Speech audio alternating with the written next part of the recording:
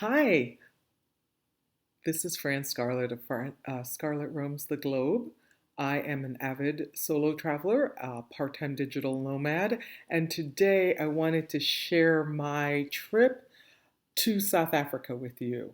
So we'll share pictures and videos, but I wanted to take you through my views method for planning a trip so you have a little bit of a framework.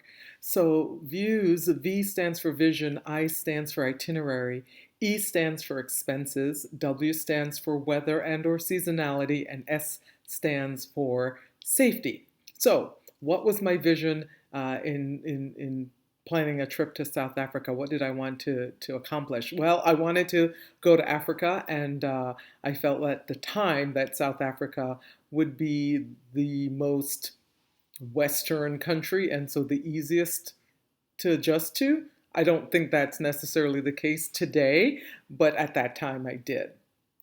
I stands for itinerary. So I split my time between Joburg, Johannesburg, and Cape Town.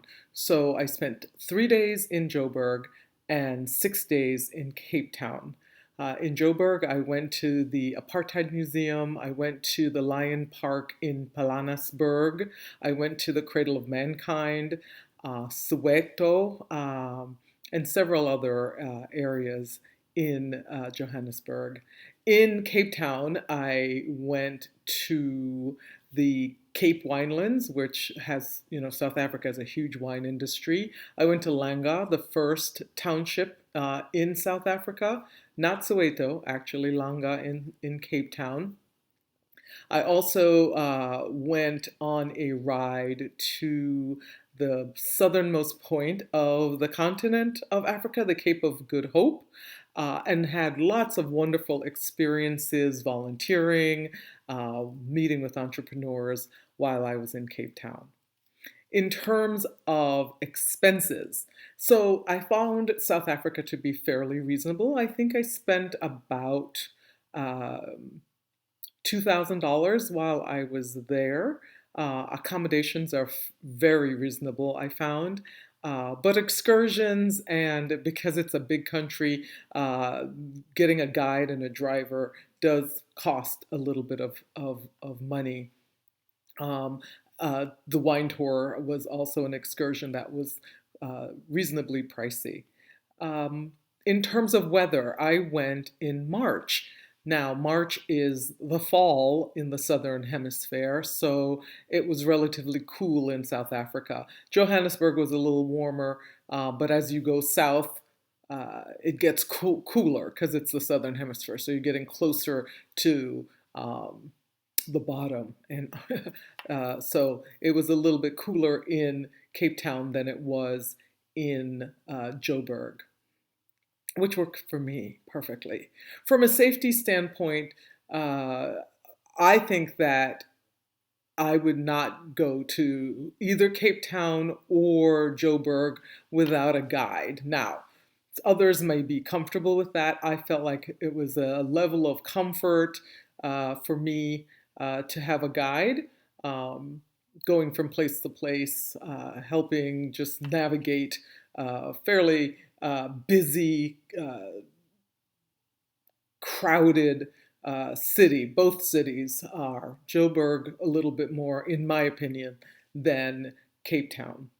So from a safety standpoint, I would kind of give it a moderate rating. I did go out at night a couple of times, but I took an Uber home from the restaurant and the show, and it was fine. It was fine.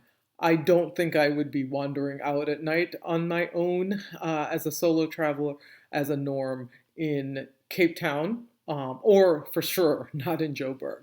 Yeah, so I would love to hear your thoughts. Please leave a comment on the video of my experiences in South Africa. Thanks.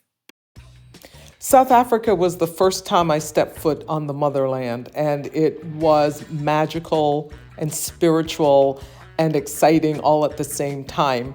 I stayed in a suburb of Joburg at a place called Pablo House, which was delightful. I had an apartment with a kitchen, a bedroom, an area for me to do work. The bathroom there was amazing. I do love a bathtub, y'all. I do love a bathtub. And it had views over Joburg itself. Pablo House offered free breakfast at their restaurant, and then they had a grill on site. I went to the lion park to walk with lions. This is a little bit scary.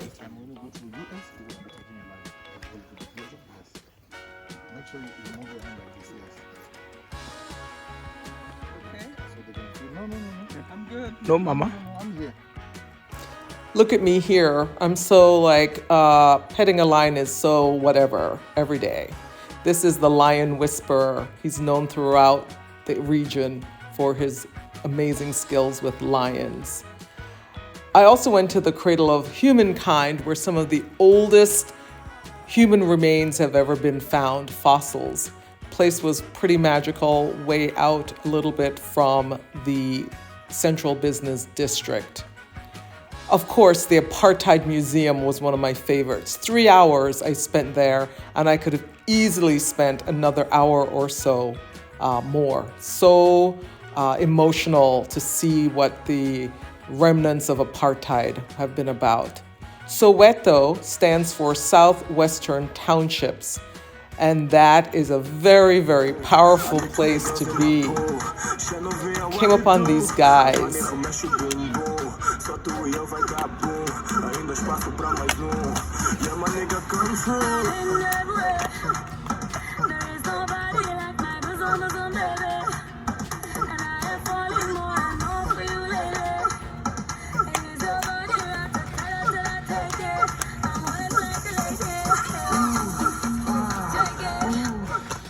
Wasn't that dancing fabulous? I went to Vilakazi Street, the only street in the world where 2 Nobel Prize winners live, Desmond Tutu and Nelson Mandela. Mandela Museum, Mandela House is spectacular. You can see bullet holes where they shot into his home with his children. The violence of apartheid cannot be missed. Johannesburg also has an area called Maboen that has lots of street art. Street art is another favorite of mine. I try to find it wherever I travel in the world.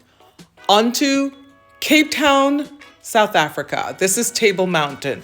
Tip, when you get to Cape Town, get to Table Mountain as soon as possible because the weather will prevent you from being able to climb to the top. The trams don't work at that time. I also visited several black vineyards while I was in Cape Town in the Capeland wine area. Wine is so big in South Africa, and there are quite a few black wineries and winemakers there, and I wanted to experience that entrepreneurial aspect.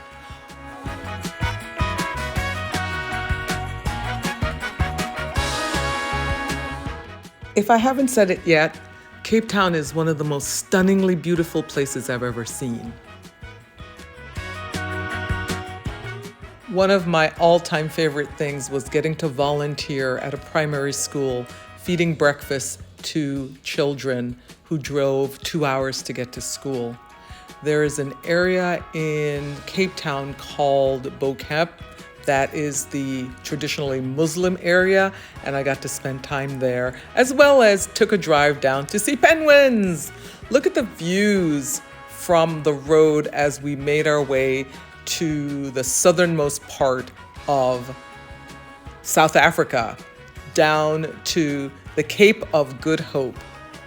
And of course, African dance is going to be a crucial part of a trip to South Africa, so I went to an African dance show.